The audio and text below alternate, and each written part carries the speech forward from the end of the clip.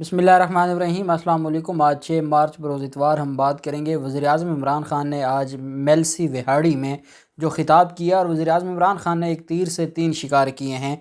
वज़ीर आज़म इमरान ख़ान ने आज वो ऐलान किए हैं जो अपोजिशन अफोर्ड नहीं कर सकती थी उस वक्त जब वो अदम एतमाद की बातें कह रहे हैं, या उस वक्त जब वो लॉन्ग मार्च की बातें कह रहे हैं। इमरान ख़ान ने अवाम के बुनियादी जो मसाइल थे उनको हल करने के हवाले से जो अहम तजावीज़ और अहम ऐलानात किए हैं, उसके बाद जो मसाइल हैं वो बढ़ गए हैं। और सबसे अहम बात यह है कि वज़ीर आज़म इमरान ख़ान ने आज ना सिर्फ पाकिस्तान के अंदर जो बैरून मुल्क साजिशें कर रहे हैं पाकिस्तान के ख़िलाफ़, चाहे वो यूरोप हो, मगरब हो, अमेरिका हो, और वो पाकिस्तान के ख़िलाफ़ साजिशों से बाज नहीं आते और मौजूदा हुकूमत को गिराने के लिए वो किसी हद तक भी जाना चाहते हैं।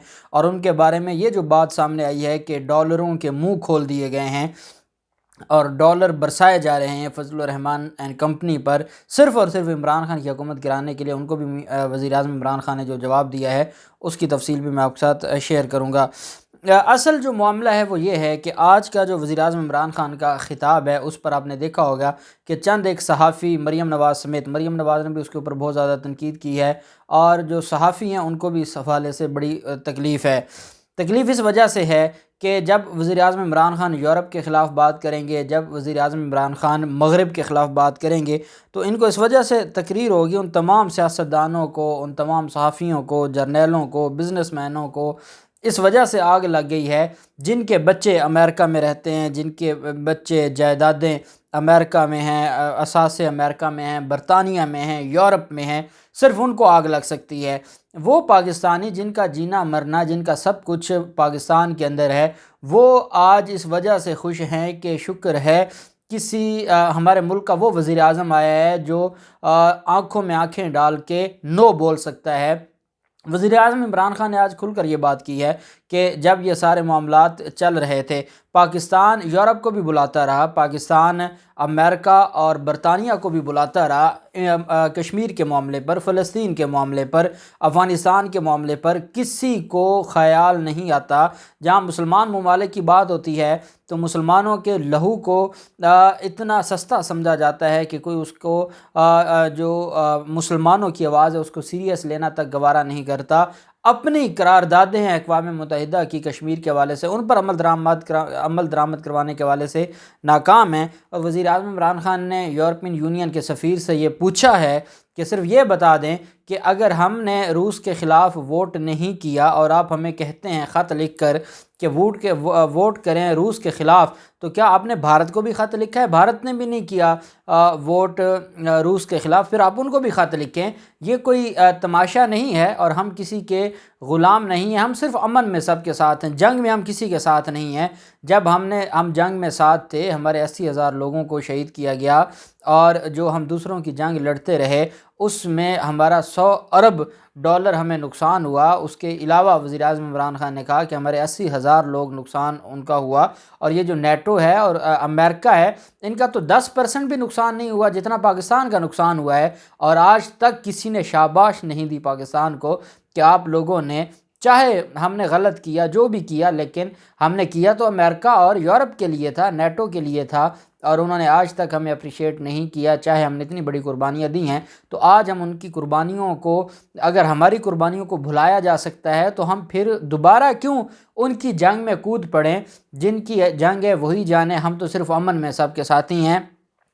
ये ऐसी चीज़ है जो आज तक किसी ने नहीं बोली थी, और ये ऐसा मामला है जो आज तक किसी की तरफ से हमारी फ़ॉरेन पॉलिसी है इस तरह से दबंग तरीके से बयान नहीं की गई थी जो आज बयान की है। वज़ीर आज़म इमरान ख़ान ने शहबाज शरीफ, आसिफ ज़रदारी और मौलाना फजलुर रहमान को एक तीर से शिकार किया है। वज़ीर आज़म इमरान ख़ान ने कहा है कि लंदन वाले भगोड़े का पैसा वापस मैं ले आया तो पेट्रोल और डीज़ल की जो कीमत है मैं उसे आधा कर दूंगा।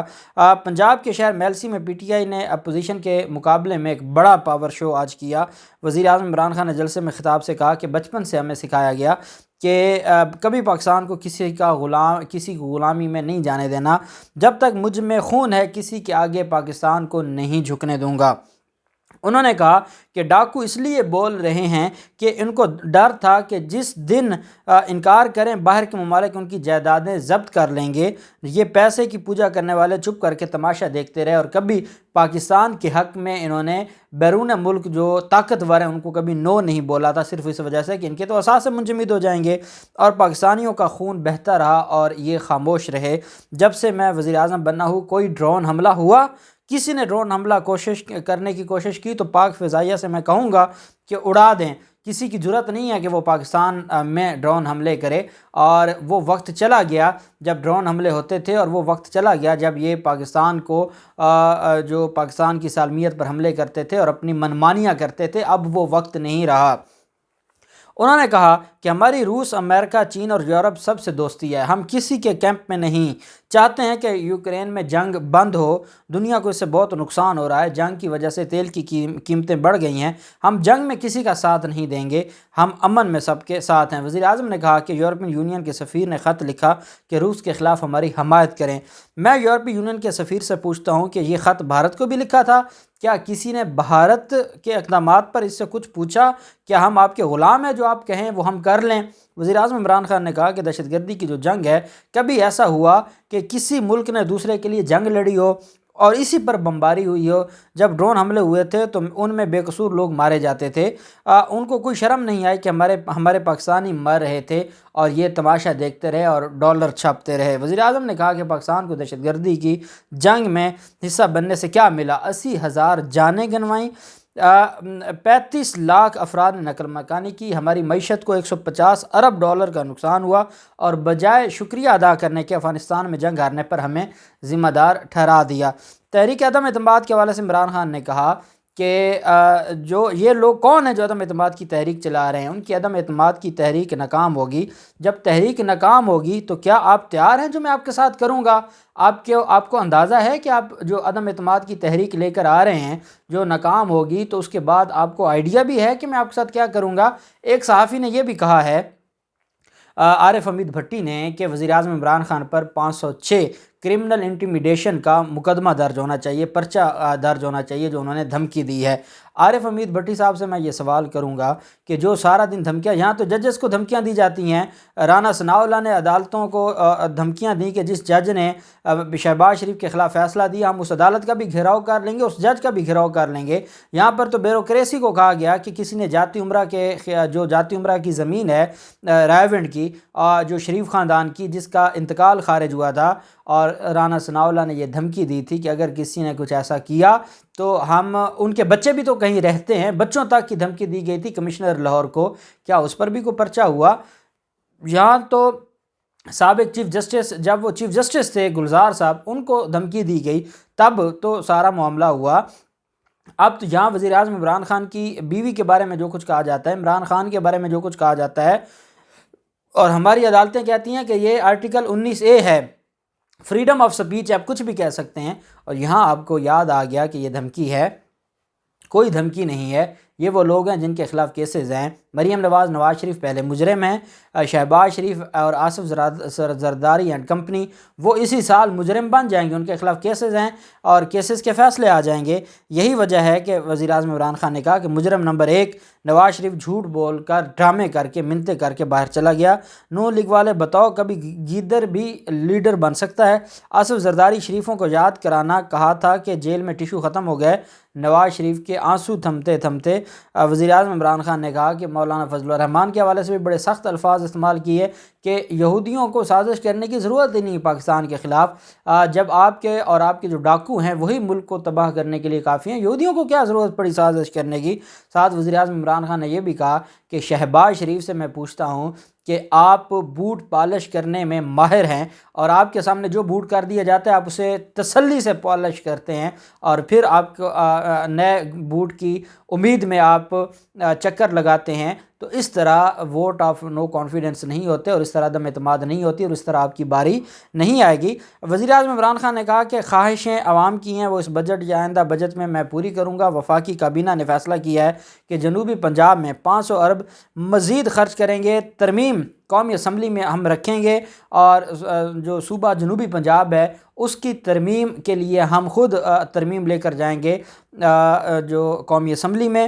آپ دیکھتے ہیں کہ جنوبی پنجاب صوبے میں پی پی اور نون لیگ ہماری حمایت کریں گے یا نہیں کریں گے۔ یہ دونوں کافی عرصے سے جنوبی پنجاب کا مطالبہ کر رہے ہیں۔ ساتھ وزیر اعظم عمران خان نے کہا کہ جنوبی پنجاب میں 500 ارب ہم فنڈز جاری کریں گے اور مزید خرچ کریں گے جنوبی پنجاب میں۔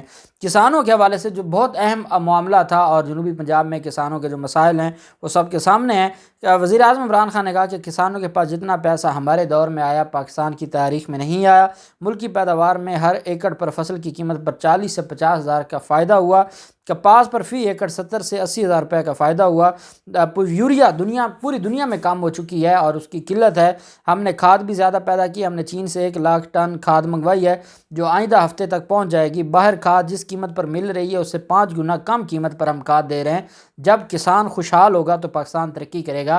اہم بات یہ ہے کہ وزیر اعظم عمران خان کو ایک بہت بڑا مسئلہ ہے کھاد کا، اور وہ اس بات کو جانتے ہیں، اور جو مصنوعی قلت جس طریقے سے پیدا کی گئی اور عالمی منڈیوں میں بھی اس کی قلت ہے، تو اس کا بھی وزیر اعظم عمران خان نے حوالہ دیا، اور وزیر اعظم عمران خان نے کہا کہ وہ جنوبی پنجاب کے لوگوں کے ساتھ ہیں۔ جتنا بڑا پاور شو تھا، اپوزیشن تو سوچ بھی نہیں سکتی، یہ تو اپنے گڑھ میں اتنا بڑا جلسہ نہیں کر سکتے، اور یہاں تو وہاڑی میں بھی ضلع وہاڑی کا نہیں، یہ ایک تحصیل میلسی کا جلسہ تھا، ایک قصبہ ہے جہاں پر یہ اتنا بڑا جلسہ ہوا ہے وزیر اعظم عمران خان کا۔ تو اور وزیر اعظم عمران خان کا یہ کہنا کہ میں وزیر اعظم ہاؤس میں بیٹھنے سے زیادہ جب میں سڑکوں پہ ہوں گا تو آپ کے لیے خطرناک ہوں گا، اور آج بھی انہوں نے کہا ہے کہ آپ کی تحریک عدم اعتماد ناکام ہو گئی تو آپ کو اندازہ بھی ہے آپ کے ساتھ میں کیا کروں گا۔ تو یہ بڑا معاملہ دلچسپ ہو گیا ہے۔ اب دیکھنا یہ ہے کہ یہ عدم اعتماد کا اونٹ کس کروٹ بیٹھتا ہے۔ جو بھی تفصیلات ہوں گی آپ کے ساتھ شیئر کرتے رہیں گے۔ اللہ پاک پاکستان کا حامی و ناصر ہو۔ بہت شکریہ۔ اللہ حافظ۔ پاکستان زندہ باد۔